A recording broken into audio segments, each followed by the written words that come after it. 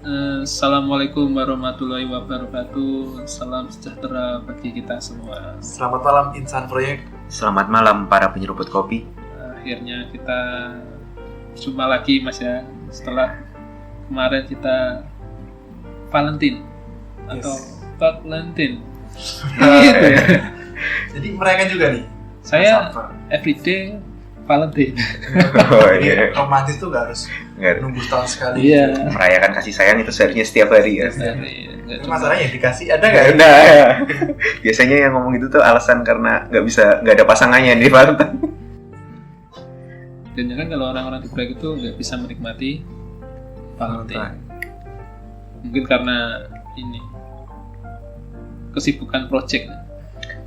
Waktu nggak ada. Karena Valentine pun proyek tetap jalan, tetap ngecor. Iya, walaupun kemarin Valentine hari Minggu 14 Februari itu sama aja dibilang kan masih tetap jalan terus, tetap dikejar produksi juga. Hari apa sih itu Valentine? Sabtu? 14 Februari Minggu. Pas hari Minggu. Oke, nah kalau kita ngomongin cinta-cintaan dulu tuh kayak terlalu ikatan cinta banget ya. Nonton juga Pak? Nonton, saya penggemar Aldebaran. Oke, udah episode berapa malam ini? Nah, mau ngomongin apa ini Mas? Kita mungkin sekarang ngomongin software dulu. Software apa nih Mas? Software edit video kah atau? Karena kita basicnya di konstruksi, mungkin kita ngomongin software yang berhubungan dengan pemodelan mungkin bisa atau dengan struktural yang membantu kita lah dalam mengerjakan suatu project gitu. Software. Tapi software sendiri sebenarnya ngerti gak sih Mas apa sebenarnya? Nah, apa? Nah, apa itu? Software siapa sih yang nyiptain software gitu? Oh, kenapa kita nggak usah pakai software? Pertanyaan good question. Software itu sebenarnya diciptakan untuk mempermudah pekerjaan kita. sebenarnya gitu. Termasuk mungkin bagi teman-teman yang di teknik mesin itu juga filosofinya mirip. Mesin diciptakan untuk mempermudah pekerjaan manusia. Coba zaman kita ini masih kayak zaman Firaun, ngangkat batu seperti pos kita itu, ngangkat batu, mindahin batu, tidak menggunakan mesin ya mungkin seperti itu. Sama kan udah ada ekskavator misalnya Ya, bulldozer buat meratakan tanah. kehidupan kita tidak jauh dari mesin.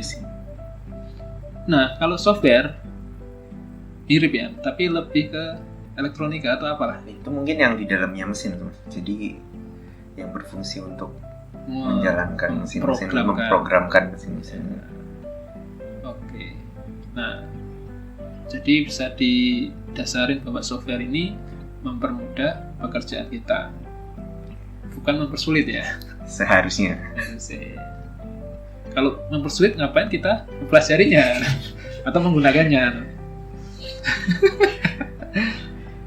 Nah, software yang tepat nih Mas. Kan ada pertanyaan kemarin, minggu kemarin yang di Kopi Kamis itu.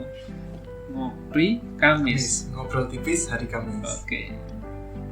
Nanyain aplikasi Software apa yang harus dikuasai oleh lulusan teknik sipil ya? Kalau tidak salah. Banyak sih setahu gue Mas. Banyak. Tapi memang kalau ngomongin software itu kan itu kembali tadi ya. Itu kan tujuannya mempermudah pekerjaan kita.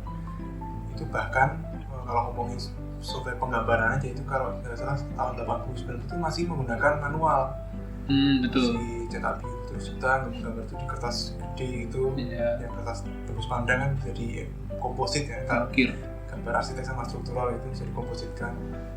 Jadi perkembangan software aja termasuknya baru di era 2000-an ini, tahun 2000 mulai berkembang software untuk penggambaran. Itu di gambar ya, drawing ya. Untuk penggambaran. Menghitung. Nah, kalau menghitung itu mungkin umum nggak harus di proyek, cuma untuk perhitungan misalnya biaya itu bisa pakai Excel yang bisa kita sering pakai. Excel itu sejuta umat ya.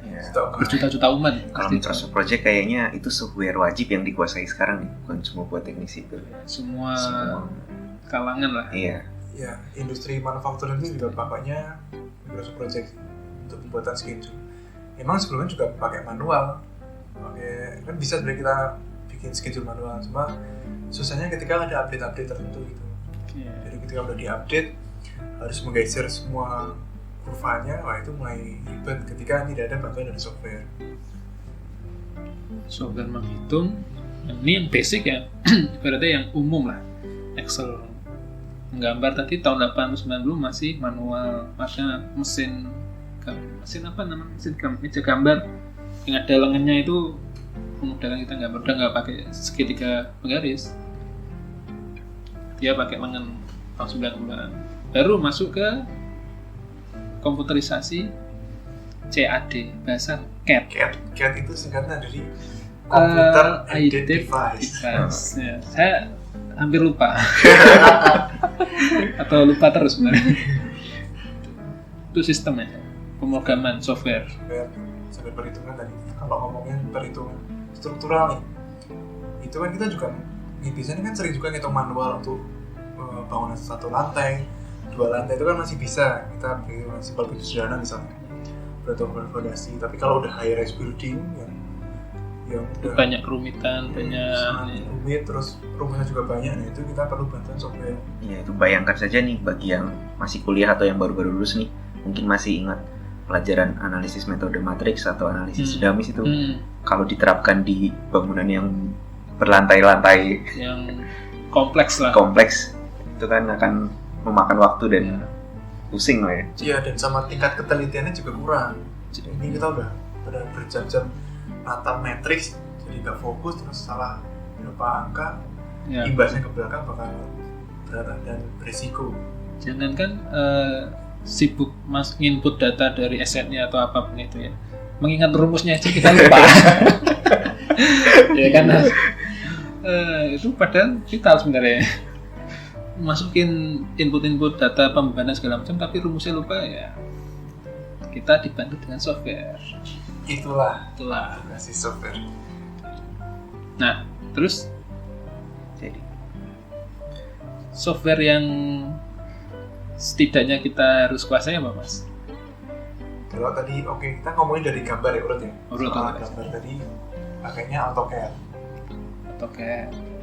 Ini juga sebenarnya udah umum ya, orang semua tahu lah. Kalau orang teknik ya, AutoCAD itu tahu lah, itu buat gambar. Karena kalau ngomongin masa datangnya kan sekitar tahun 2000 awal itu, ya kan kalau sampai sekarang udah hampir 20 tahun. Jadi artinya itu sudah bukan barang langka lagi lah, bukan barang mewah. Nah, apalagi tuh Mas selain AutoCAD kalau untuk penggambaran? Desain itu setahu saya yang paling mudah SketchUp. Menurut saya yang paling mudah. Mungkin ada yang SketchUp kok mudah sih, sulit loh. Nggak tahu ya. Aku tahu SketchUp itu mudah karena toolbarnya dikit. Bahkan anak SMP pun bisa mengoperasikan SketchUp walaupun developer ilmunya tidak ada. Artinya mudah dipelajari untuk mendesain. Kalau dibandingkan dengan AutoCAD, Mas, kira-kira mudah mana tuh kalau untuk dipelajari? Gimana ya, kalau itu sih relatif. Saya dulu terlahir sudah bisa mengenal AutoCAD dulu gitu. Ketika SketchUp tahun berapa itu saya mengenal SketchUp tahun 2002 suka gitu. Kok bikin 3D enak banget gitu. Gambar 3 dimensi enak banget gitu. Sedangkan aku dulu pakai AutoCAD itu harus ketik extrude, harus jadi 2D, terus ditampilkan agak ribet gitu. Agak ribet kalau membuat modeling 3 dimensi. Mungkin soalnya sering lihat kalau untuk penggambaran di proyek-proyek itu bukan SketchUp, pakainya AutoCAD ya. Untuk penggambaran soft drawing yang dipakai buat di lapangan pelaksana itu pakainya kan AutoCAD. Mungkin ada fitur-fitur tertentu yang lebih unggul di AutoCAD atau gimana? Ini lebih langsung kita memahami langsung bentuk visualnya seperti ini. Coba kalau gambar 2D, kalau bukan orang non teknik, mungkin ownernya bukan teknik, akan sulit mencerna sih, Mas. Maka dibantu dengan visual 3 dimensi. Jadi mungkin itu lebih ke supporting aja. Tapi kalau untuk sesama orang teknik nih, komunikasi antara tim engineer dan lapangan, kita pakainya AutoCAD karena gambar bisa lebih detail ya. Iya, betul. Cocok. Itu kalau sama-sama di tim stakeholder, apa yang nama lain di stakeholder? pemangku kepentingan project ya, entah owner, konsultan dan segala macam, pemasaran, klien. Itu mungkin nggak semuanya berbasic teknik. Yeah. Jadi ketika disodorin gambar seperti ini nanti desainnya, dia nangkepnya mungkin imajinasinya lain gitu kan, sehingga jadi salah persepsi ke antar pihak. Sebelum imajinasinya kemana-mana gitu. Jadi ada penghubung berupa modeling. Tapi ini terpisah ya tadi antara model sendiri dan gambar sendiri. Betul, terpisah. Itu di software desain ya, yang umum, yang basic lah untuk para engineer muda. Yes. Masa lulus kuliah nggak tahu AutoCAD itu apa? Iya. Wagu itu atau basic? Aneh lah. Itu. Ada yang kurang gitu. Ada yang kurang. Gitu. Minimal untuk teknik sipil AutoCAD itu 2 dimensi itu harus bisa lah ya. Untuk teknik sipil. Tapi kalau arsitek ya harus, itu udah newbie banget itu. Dia harus lebih, selain itu harus advance. Berarti kalau yang sebulan teknik sipil nggak harus bisa secara advance itu belajar AutoCAD atau gimana? Bisa sebenarnya Mas. Apakah harus advance atau cukup dengan bisa penggambaran secara umum? Menurutku kalau selama masih ada kesempatan untuk belajar, ya kita harus advance-kan diri kita. Jadi skill kita tidak bergantung pada satu itu toh. Itu kalau Anda ya. Kalau Anda itu ada 1000, hanya skillnya itu aja, kalah saing kita. Mungkin lebih ke arah kedepannya mau karirnya di bidang apa kali software itu. Tapi menguasai software itu juga menjadi nilai plus ya. Betul Mas, nilai plus. Dari sekian pelamar semuanya cuman bisa AutoCAD doang, tapi Anda bisa AutoCAD plus ini. Plus ya. Plus. Wah, langsung diterima itu. Setidaknya peluang kita lebih baik, besar. Ya. Nah, kemudian kalau untuk software ke analisis atau ke quantity?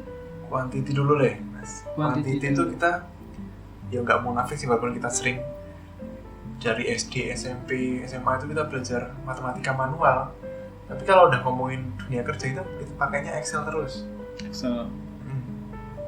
Jadi Excel tuh sering dipakai misalnya untuk rekapitulasi biaya, atau kita pas merancang RAP, RAPK, RAPT, ya rancangan anggaran proyek dari awal sampai selesai, sampai laporan. Nah itu kita pakainya full Excel di situ. Tapi yang perlu diingat tuh ya harus bisa sedikit advance ya, nggak cuma sum doang. Auto sum plus minus sama dengan ya, harus bisa misalnya sum if atau index. Iya. Tahu formula. Betul. Saya juga tahunya cuma sum aja. Samsul. Benar kalau Excel itu banyak formula Mas ya? Banyak dan sangat memudahkan ketika kita menguli angka. Pasti. Nah, saya juga kayaknya pernah lihat nih kalau di proyek Excel dipakai untuk penjadwalan ya, bisa juga itu? Bisa juga, tapi jadi kurang efektif sih. Kalau perancangan awal bisa untuk sebagai curve AS misalnya. Jadi kita bentuk huruf X itu kan berdasarkan hitungan kumulatif progres per bulan atau per minggu ya. Itu. Dasarnya di situ. Nah, ada nggak kalau software khusus yang lebih mendetail untuk penjadwalan nih? Ini yang saya tunggu-tunggu. Lebih advance, lebih apa ya? Lebih khusus untuk penjadwalan lah. Lebih muktahir. Iya. Tahu saya itu ada Mas untuk schedule kan ini. Untuk scheduling itu ada Navis Walk. Baru dengar? Oh, baru dengar ya. Saya udah lama dengar itu. Nggak sombong dengan saya. Terus ada lagi selain Navis Walk, tapi saya lupa namanya. Synpro apa ya? Maaf. Tak lihat contekan. Ada Navis Walk, ada Synchro, ada Planswift. Tapi variatif sebenarnya Mas. Sebenarnya ada banyak sih. Kubikos termasuk sebenarnya. kalau diulik. Tapi setahu saya Navisworks Synchro ini ke arah scheduling. Ya nggak cuma scheduling, fiturnya banyak. Tuh. Termasuk bikin kurva S bisa juga. Outputnya nanti Bisa ke arah kurva S. bisa, tapi nggak kurva S. Apa nih PPT itu apa? Oh PPT. Microsoft Project. Nah, terintegrasi dengan itu. Microsoft Project itu juga Genchart. Genchart. Gitu. Jadi Microsoft Project itu cukup umum sebenarnya, sering dipakai juga sih. Tapi mostly kalau saya lihat di teman-teman project itu tidak memaksimalkan sepenuhnya Microsoft Project. Jadi biasanya cuma di awal kita mulai proyek itu udah suruh bikin Microsoft Project untuk sampai selesai.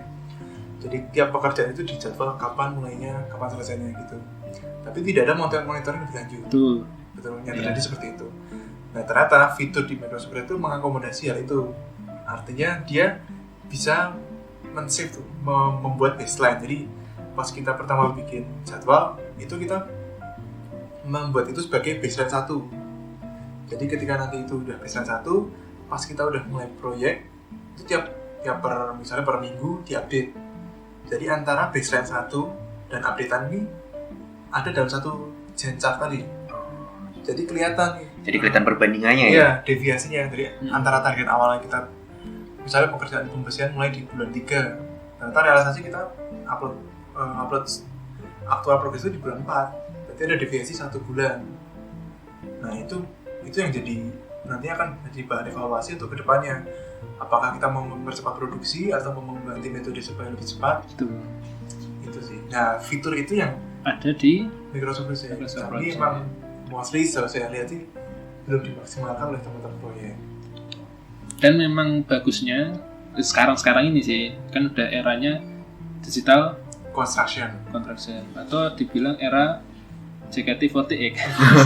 Saya suka bilang JKT48 karena cantik. Era digital 40 Industri 4.0. Tadi masih membahas tadi kan alangkah lebih live datanya itu terintegrasi dengan modeling yang setelah kita bikin.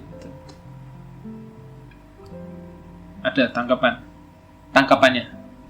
Jadi schedule ini kita bisa terlihat visualisasinya seperti apa. Kalau di Microsoft Project nggak sampai modeling. Jadi kita mentok di baca data aja. Output selanjutnya adalah berupa tabel laporan. Minggu ketiga harusnya sudah sampai lantai 2, zone 1, area tower 1 gitu kan. Ya, outputnya adalah rekap untuk laporan. Jadi nanti ada kelihatan tuh pekerjaan apa aja yang telat, pekerjaan apa yang lebih cepat, seperti itu sih. Kalau di Microsoft Project mentoknya di data itu. Makanya sekarang yang lebih advance-nya lagi ketika kita udah ngomongin pemodelingan. Jadi terintegrasi ini antara modeling dengan schedule. Bisa itu ya sekarang? Bisa. Jadi monitoringnya lebih mudah. Seharusnya di minggu keempat atau bulan keempat ini dari schedule yang setelah dibikin scheduler sudah harus di lantai 2 semisal. Setelah divisualisasikan dengan keterlambatan dan segala macam tadi, kok masih di lantai 1. Nah, jadi terlihat visualisasinya, bukan cuma sekedar Genchart. Ya, Genchart itu untuk anak teknis jelas itu kelihatan banget. Tahu nih pekerjaan besi telatnya berapa, udah ada bayangan. Pekerjaan besi itu seperti apa. Tapi kalau untuk data untuk stakeholder yang lain-lain, memang perlu pemodelan sih. Biar ada gambaran, pekerjaan besi yang dimaksud adalah pekerjaan besi misalnya king cross atau plat besi gitu. Nah, software tadi itu yang umum digunakan Navisworks. Mungkin terdengar asing atau saya sudah pernah dengar ya? Beberapa menit yang lalu. Mungkin itu jadi pertanyaannya, software ini perlu nggak sih, atau haruskah? Kita belum sampai ke software engineering ya, yang sifatnya analitik, struktural atau arsitektural atau apalah itu. Mungkin kembali lagi ke yang tadi udah dijelaskan ya Mas. Mungkin arahnya kita mau kemana setelah lulus, kerja di bidang apa. Tapi di luar itu sebenarnya menguasai software itu bisa menjadi nilai plus. Betul. Setidaknya di CV kita ada tulisan keahlian. Dan lagi kan melihat perkembangan zaman sekarang kan memang arahnya semua akan ke digital nih Mas. Jadi software juga akan semakin berkembang. Jadi mungkin memang sangat disarankan untuk lulusan teknik sipil ini mulai menguasai software yang ada. Betul, jangan nunggu lulus dulu baru mulai ambil misalnya kurs atau pelatihan setelah lulus. Kenapa kok nggak pas waktu sebelum lulus? Yang penting sebelum lulus. Oh gitu. Kalau pengalaman dulu sih, kalau aku pas masa kuliah sih, masa kuliah ada pelatihan oleh dosen, jadi itu sekitar berapa minggu pelatihan SAP 2000. Nah itu lumayan jadi bekal untuk tugas akhir. Tapi memang beda timelinenya ketika misalnya aku kemarin ambilnya pas habis lulus nih. Orang sebelum lulus aja udah mulai apply pekerjaan, job seeker udah sebelum lulus. Nanti kalau udah lulus, udah ready nih, CV-nya udah siap, ready ya. Keahliannya udah siap nih, SAP 2000. Betul, SAP 2000. Apa itu Mas SAP 2000? Apa itu? Nah, ini nih yang belum disinggung nih. SAP 2000 itu software yang mungkin lumayan terkenal ya. Paling terkenal kalau kita membicarakan tentang software yang berkaitan dengan perhitungan struktur. Perhitungan struktur. SAP 2000 sendiri kan singkatan dari struktur analisis program. 2000-nya apa? 2000-nya apa ya? Mungkin tahun keluarnya. SAP 2000 versi V berapa itu saya masih ingat. Kalau nggak salah sekarang yang terbaru udah versi 20 kayak. SAP 2000 2020. Tahun jadi ganti versi. Ya, di luar SAP 2000 sendiri sebenarnya ada beberapa software struktur juga yang biasa digunakan seperti ETABS atau yang buatan karya anak bangsa nih SansPro ya. SansPro. Tapi yang paling umum digunakan yang bisa untuk memodelkan macam-macam itu memang SAP 2000 sih yang paling terkenal. SAP 2000. Di luar itu mungkin kalau di geoteknik ada juga software namanya Plaxis. Yes, pernah dengar Plaxis, ANSYS, ISIS. Ya. Hekras itu apa ya? Perhitungan hidrologi. Kalau nggak salah ya. Apa hidrolika? Ini yang berhubungan dengan bahasa ya. ANSYS ISIS itu yang anak teknik kimia waktu itu. Ngomongin ANSYS-nya taunya AutoCAD. AutoCAD ya, bukan yang auto yang lain. Nah, kalau dari SAP 2000 sendiri itu sangat memudahkan ya, karena dengan memodelkan struktur di SAP 2000 kita bisa memperoleh output berupa gaya-gaya dalam dan bisa ditampilkan dalam bentuk grafiknya juga, dalam bentuk nilainya seperti SFD, BMD. Dan dari situ kita juga bisa, untuk SAP 2000 kita bisa memunculkan output berupa luas tulangan yang dibutuhkan. Tapi masih berupa luas tulangan aja. Luas tulangan. Belum sampai muncul jumlah atau diameter. Belum. Tapi sebenarnya bisa kan Mas? Kalau di SAP 2000 sendirinya hanya luasan terbatas. Mungkin nanti konversi sendiri ya berarti. Iya, konversi sendiri. Selain itu juga ada fitur seperti memilih penampang yang optimal. Itu juga bisa Jadi software tersebut mempermudah pekerjaan kita dalam menganalisa kekuatan bangunan tersebut. Iya. Dengan memasukkan input berupa yaitu tadi luas penampang, beban yang bekerja, dan pemodelan strukturnya. Seiring dengan waktu dan pengalaman, artinya feeling engineering akan bertambah Mas.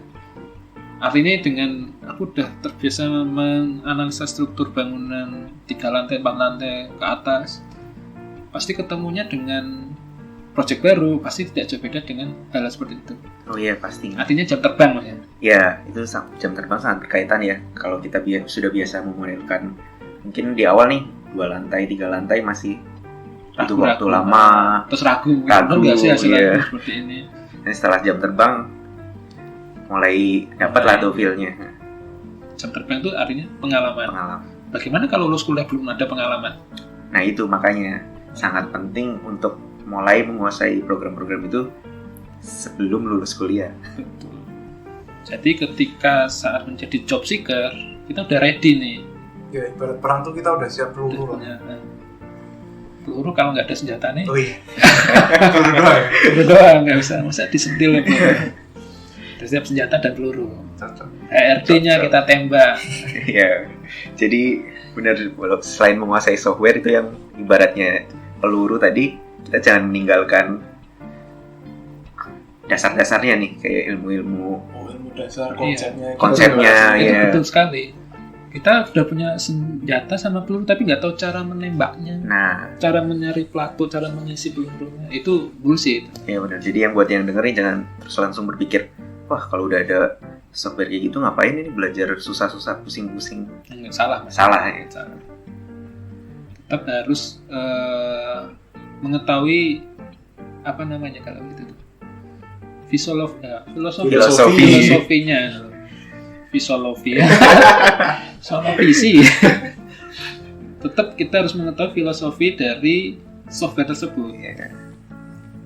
Teringat kemarin beberapa hari yang lalu saya pelatihan software, Mas. Tak sebut ya softwarenya. Semoga. Kubikos. Apakah itu? Kubikos ini secara garis besarnya memudahkan kita dalam mengkuantiti. Outputnya adalah quantity, jumlah, volume, outputnya. Tadi aku ngomong apa? Oh iya benar. Filosofi. Kalau aku tidak memahami filosofi dari softwarenya, itu ada feeling saya, sebenarnya feeling engineer saya agak ragu. Benar nggak sih saya menginput ini nanti hasilnya ini? Salah satu yang harus aku kuasai adalah filosofi. Memang kalau orang QS namanya, Mas ya. Yang dikuasai adalah panjang, lebar, tinggi, jumlah, banyaknya dan segala macam. Itu kan basicnya. Nah, itu memang harus filosofinya itu. Terus tapi kira-kira balok dengan plat seperti apa, yang dimenangkan mana terhadap kolom, itu kan aku harus memprogramkan softwarenya atau seperti itu. Itu yang harus tak tekani. Ini yang quantity ya. Persis dengan SAP berarti. Iya benar, jangan sampai kayak seperti post kita di IG beberapa hari sebelumnya nih, kita modelkan kolom lantai 1 lebih kecil dari kolom lantai 2. Ketika ditanya kok kamu bisa mendesain seperti itu, ditanya seperti itu kita nggak bisa menjawab. Tanya gitu jawabannya di software Di bisa. Mabuk ya. Itu kalau misalnya kita pasien pasti ngomel ya. Dokter itu gimana sih, beneran apa bohongan? Sama, kita akan memberikan klien itu perform yang baik dan bisa dipertanggungjawabkan. Apalagi, Mas? Soal modeling tadi harusnya bisa dikerucutkan sih. Jadi kan misalnya dari virtual scheduling ada modelingnya, terus gambar juga ada versi modelingnya. Betul. Terus tanda struktural ada modelingnya juga. Mungkin nanti season berikutnya, kayaknya kita udah nggak nyampe waktunya. Season berikutnya mungkin kita bisa mengupas satu software, kita bicarakan gitu. Satu software yang mengakomodasi kepentingan tadi itu, scheduling, quantity, ya mungkin gambar. seperti itu. Mungkin kita bisa ngomongin AutoCAD dulu kita, atau mungkin ngomongin SAP dulu. Yang output dari SAP yang mungkin itu bisa lebih didetailkan lagi ya. Ya. Jadi mungkin teman-teman yang mendengarkan tertarik nih, wah aku belajar SAP aja, atau mungkin belajar Revit aja, atau mungkin belajar Kubikos aja, atau Excel aja. Karena kalau ngomongin software itu meluas sebenarnya. Waktu kita kurang terbatas. Kurang, ini kan cuma ya gambaran umum aja kan, biar ada tahu. Jadi kira-kira udah ada gambaran nih, berarti kira-kira software ini yang harus aku kuasai dulu. Ya, mungkin aku harus ke analisa struktur kah, atau ke desain, atau ke quantity aja gitu, atau ke kontraktor, atau ke konsultan, atau ke perencana.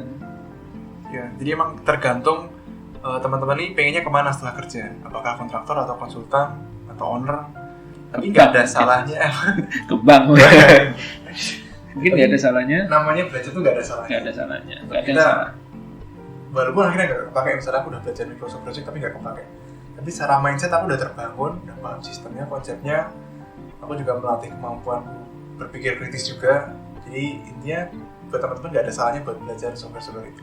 Apalagi nanti kalau teman-teman misalnya sudah lulus, sudah berapa tahun terus sudah jadi seorang pemimpin nih, kalau nggak menguasai software, anak buahnya lebih menguasai, jangan, ini kan malah dibodoh-bodohin nih sama anak buahnya. Ya, walaupun nggak detail ya. Iya, walaupun biasanya manajer tuh kemampuannya nggak se-deep atau se-advance si staff. Jadi minimal mengenal ya. Mengenal konsepnya dapat, nah itu udah enak, tinggal arahin aja. Kenapa kok volumenya dapatnya segini? Ini Pak, tak kasih tahu Pak, ini caranya gini. Oh, padahal nggak tahu. Daripada salah. Gitu. Karena apa yang diinput akan hasilnya output sesuai yang diinput. Kalau yang input sampah, outputnya sampah. Ya, garbage in, garbage out. Oh, jadi yang memonitor itu adalah manajer. Kalau manajer nggak ngerti apa-apa, dia yang jadi salah. Resiko manajer sih. Oke. Ada satu lagi pertanyaan Mas, mungkin yang terakhir. Agak basic sih. Lah kan saya pengennya jadi pelaksana. Kenapa aku harus belajar software itu? Good question. Hard to answer. Oke, itu sebenarnya agak jawaban yang gimana ya? Aku pengennya jadi pelaksana pengawas, tidak di belakang meja. Apakah perlu gitu? Atau nggak perlu? Mungkin kembali lagi ke awal tadi, masa mau selamanya seterusnya jadi pengawas? Kan jadi pelaksana, sorry. Atau kerja di depan meja lah. Kan suatu saat pasti ingin jenjang karir yang lebih tinggi kan? Ya, harusnya sih. Untuk jenjang karir yang lebih tinggi itu kan alangkah baiknya kalau upgrade skill juga. Betul. Balik lagi kalau kita sudah ke tingkat manajerial tadi itu, kita minimal mengenal lah software itu, konsep-konsepnya. Ya aku ingat sih ada teman dulu di Aceh sana, dia pelaksana, bukan masih asisten pelaksana. Aspel. Nah itu, ya emang dia selalu ngomong, saya ini cuma SMA, STM itu maksudnya cuma level S1, tapi dia kalau malam tuh dia ke kantor, terus pinjem laptop, komputernya si drafter, terus minta diajarin gitu. Oh, keinginan, ya, knowledge-nya tinggi. Kalau ditanyain kenapa, jawabannya mesti karena aku pengen bisa, aku pengen meningkatkan skill diri sendiri. Jadi dia nggak cukup cuma ya aku pelaksana terus buat apa gini aja gitu. Tapi karena dia pengen bisa. Ya. Jadi memang mindset ya Mas ya. Kalau mindsetnya Anda cuman, aku pengen ini dipelaksana, ya udah Anda akan pelaksana aja terus ya. Sampai tua. Ya, tapi kalau kita bermindset lebih baik, ya kita harus mengembangkan kepribadian kita. Next question. Nice answer. Nice answer. Kayak motivasi itu apa namanya? Self motivation. Nice motivation. Oke. Ada tambah lagi Mas? Mungkin kita cukup untuk akhiri podcast malam ini. Terus kita sifatnya sharing ya, menggurui ya, agak iya sih. Kita cuma kebetulan tahu lebih karena ada pengalaman lah di sini. Karena aku pribadi termasuk aplikator dan operator dan konduktor, mereview banyak software, tapi nggak di endorse ya, cuma mereview aja software ini. Jadi ada banyak lebih kurangnya di software tersebut. Artinya ini peluang di depannya. Artinya kompetitor-kompetitornya akan selalu harus ada gitu, syarat. Saya aja termasuk kolonial ya, atau milenial, masih mau untuk belajar software baru. Sedangkan Anda masih milenial nih. Pendengar kita sebenarnya milenial kan? Usia-usianya. Mungkin ada yang Gen Z juga. Mungkin yang kolonial juga pengen belajar lagi, nggak apa-apa. Atau yang di atas itu yang jiwanya masih milenial juga. Soalnya saya dulu pernah ngajarin dosen saya. Tak ajarin tapi tidur. Mungkin karena terlalu lama aku menjelasin cara ngajarin software itu dulu. Atau mungkin dia balas dendam Mas. Dulu Masnya sering tidur waktu dia. Oke, Terus podcast kita ini didengerin di mana? Spotify Mas ya? Di Spotify bisa, di Anchor bisa, atau nanti yang lebih jelas bisa follow IG di @coffeesipil. Di situ banyak microblogging yang bahas soal dunia proyek dan teknik sipilan. Ada juga meme buat kita biar lebih fresh soal ngomongin teknik sipil. Ya mungkin juga tadi ada beberapa yang penasaran kita ngomongin postingan-postingan apa, itu cek aja langsung di IG kita di @coffeesipil, langsung di follow, ada semua di situ. Satu lagi Mas, mungkin ada yang ingin berbagi pengalamannya di dunia proyek atau dunia sipil, bisa kan? Bisa, silahkan DM atau kalau mau panjang bisa email juga sih. Oke, nanti kita bagi emailnya. Cocok. Oke, untuk malam ini untuk itu aja kita akhiri. Assalamualaikum warahmatullahi wabarakatuh.